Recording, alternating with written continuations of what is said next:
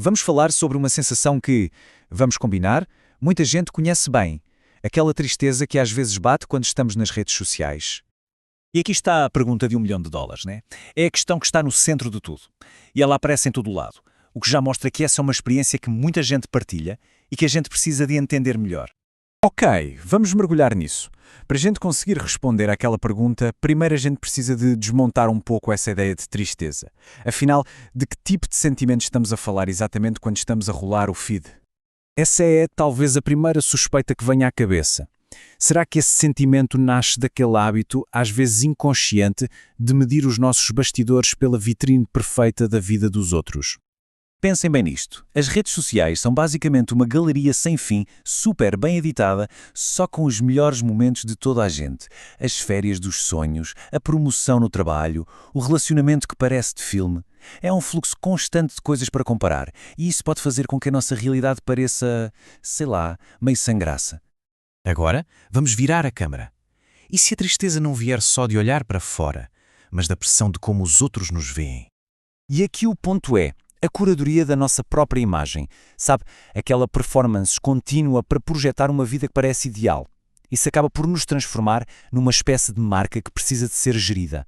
E esse esforço constante, nossa, pode ser exaustivo e criar uma distância enorme entre quem a gente é de verdade e quem a gente mostra ser. E aqui a gente entra num paradoxo que é fascinante na nossa era digital. Como é que é possível sentir tanta solidão quando, em teoria, estamos mais conectados do que nunca na história da humanidade?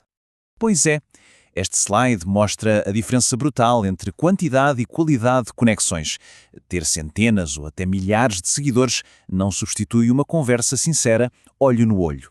A superficialidade de muitas interações online pode, ironicamente, acabar por destacar ainda mais o sentimento de solidão no mundo real.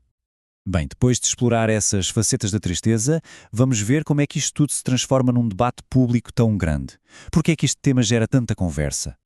E esta citação da nossa fonte vai direta ao ponto. O simples facto de alguém levantar a questão sobre o impacto emocional das redes já é o suficiente para iniciar uma grande conversa. As pessoas sentem uma necessidade genuína de partilhar o que sentem, de concordar, de discordar. Este slide resume bem a tensão no centro de tudo. De um lado, temos a grande promessa, quase utópica, das redes sociais, um mundo conectado.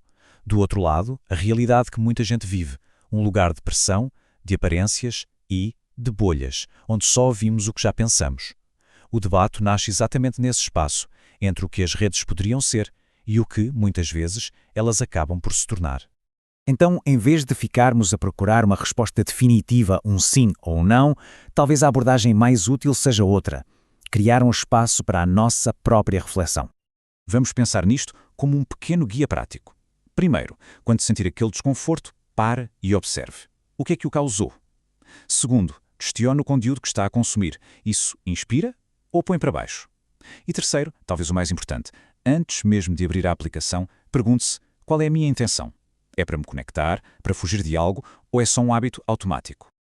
E este é o verdadeiro pulo do gato. A ferramenta mais poderosa não é encontrar uma conclusão que sirva para toda a gente.